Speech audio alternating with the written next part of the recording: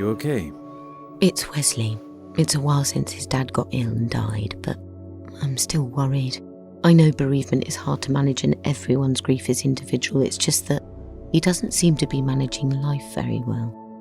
Some bereavements can be extra tricky.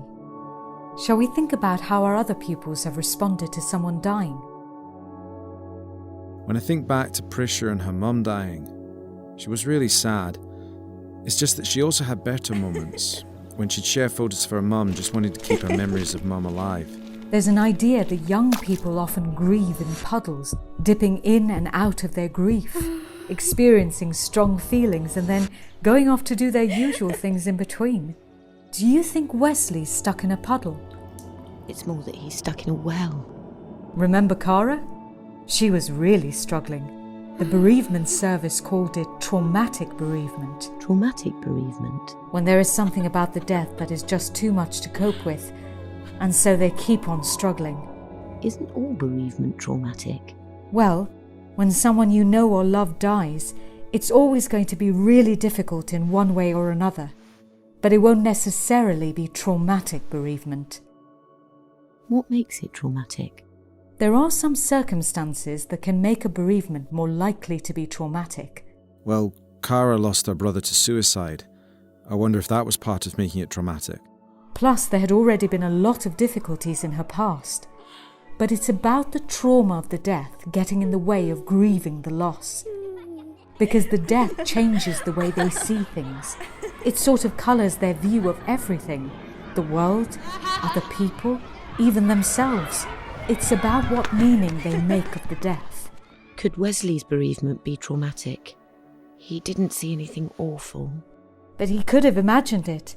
You said he struggled with not being able to visit Dad in hospital. Couldn't say goodbye or be with his mum when Dad was dying. We know it wasn't his fault. But maybe he feels he let his mum and Dad down. He can't bear to look at his dad's photos. It's just too painful because all his mind can think of is his mum being alone when his dad died and not being able to say goodbye. For Cara, she was so frightened by what happened to her brother, the whole world became a scary place. At first, we didn't see Cara's fear, just her angry outbursts. Maybe it's the same with Wesley. It's so hard to know what to expect with grief.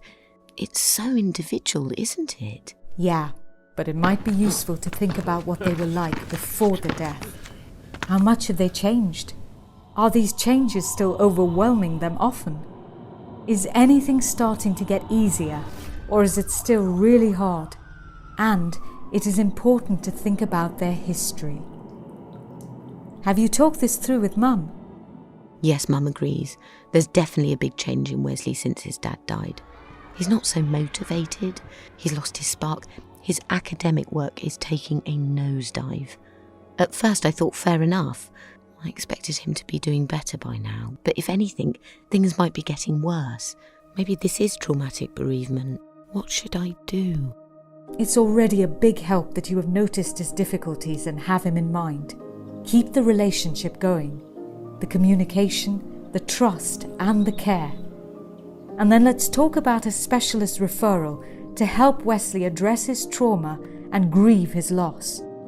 If we stick with Wesley and his mum, I'm hopeful that things will get better.